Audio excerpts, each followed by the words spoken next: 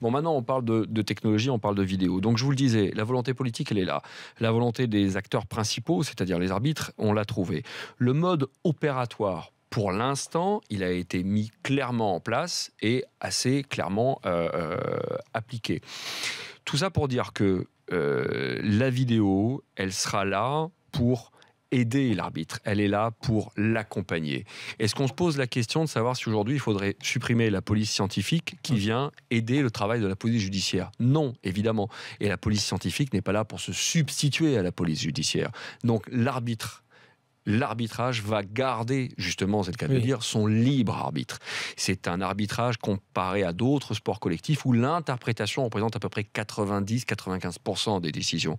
Là-dessus, et tout le monde, parfois, dans le monde des médias, avec des cris d'orfraie sur « Ah oui, mais c'est plus la même chose, l'injustice, il faut quand même le charme du foot ». Non, l'arbitre va pouvoir continuer à faire parfois des erreurs, sauf qu'il aura une marge d'erreur beaucoup plus réduite parce qu'il sera assisté par un arbitre vidéo, le vidéo referee, le VR. Alors, après, il y a des questions émotionnelles que je peux comprendre, sauf une, quand on me parle du charme de l'injustice du foot, ça pour moi c'est un non-sens absolu. Si soit on est sadique vis-à-vis du corps arbitral, et pourquoi pas, alors à ce moment-là, enlever l'arbitre, on aura encore un plus d'injustice, mais je ne peux pas comprendre quel charme on peut trouver à l'injustice dans un sport, qui plus est, de surcroît, dans un sport co.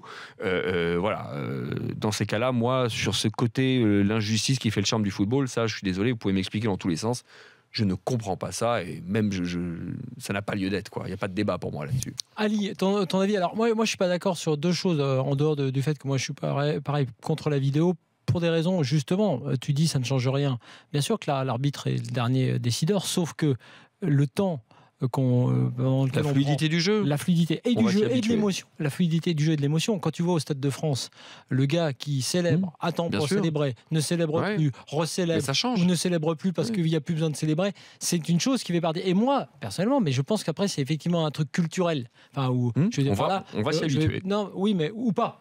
C'est-à-dire que moi, non, mais on sera contraint. Oui, moi je m'habituerai, mais enfin, je regarderai quand même le foot. Mais ce que je veux te dire, c'est que moi, j'aime effectivement non pas l'injustice, mais je tolère qu'il y ait de l'injustice parce que ton parallèle était peut-être juste police scientifique, police judiciaire. Mais moi, comme justement, je considère que le foot n'est que du foot, et même quand on dit mais tu te rends compte les enjeux, tu te rends compte les enjeux qu'il y a. Mais moi, je suis pas là pour surveiller les enjeux. Et s'ils sont les enjeux financiers d'une fédé par rapport à une autre, par rapport à une équipe qui gagnera la Coupe du Monde ou pas, et même s'il y a une fédé effectivement qui en bénéficie beaucoup plus financièrement derrière, ça n'est pas l'objet des fans de foot. C'est les enjeux qui sont pas que les enjeux économiques. Tu peux parler d'enjeux politiques. Tu te rends compte les enjeux qu'il y a? Il y a les enjeux. Non, mais il y a des enjeux politiques et symboliques très forts. Si tu prends la Coupe du Monde 78, il y a des enjeux symboliques et politiques extrêmement forts. Et il y a une Coupe du Monde de foot. Donc, pour faire simple, moi je donne mon avis, puis après Lille donnera. Moi, pourquoi je suis pour? Alors je suis pour la vidéo sur la ligne de but parce qu'il y a des choses où là c'est très rapide, l'arbitre ça vibre. Oui, goal, no goal. Yes, no goal. Oui. Moi, pour le reste,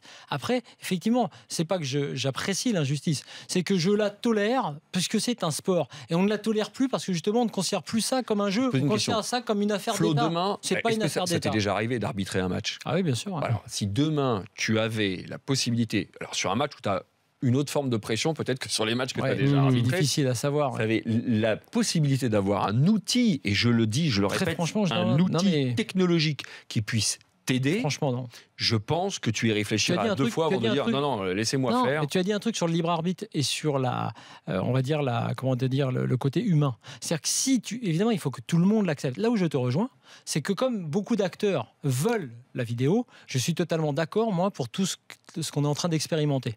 Là, tu as raison. C'est-à-dire comme les arbitres le réclament, comme des entraîneurs le réclament, des joueurs le réclament, je dis ok, on va pas être les seuls cons à dire non et à rien faire. Donc tu as tout à fait raison, il faut l'essayer.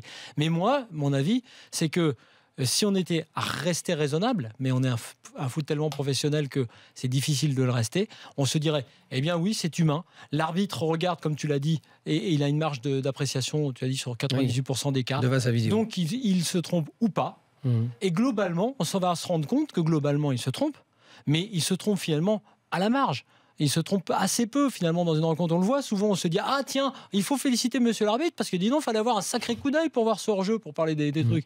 Donc moi je pense que le corps arbitral ne le voit pas de la même. Si on est dans un monde, on veut zéro tu sais, on est dans un monde de précaution, risque zéro, précaution totale. On veut plus d'erreurs, pas d'erreurs, alors qu'il y en aura même avec la vidéo.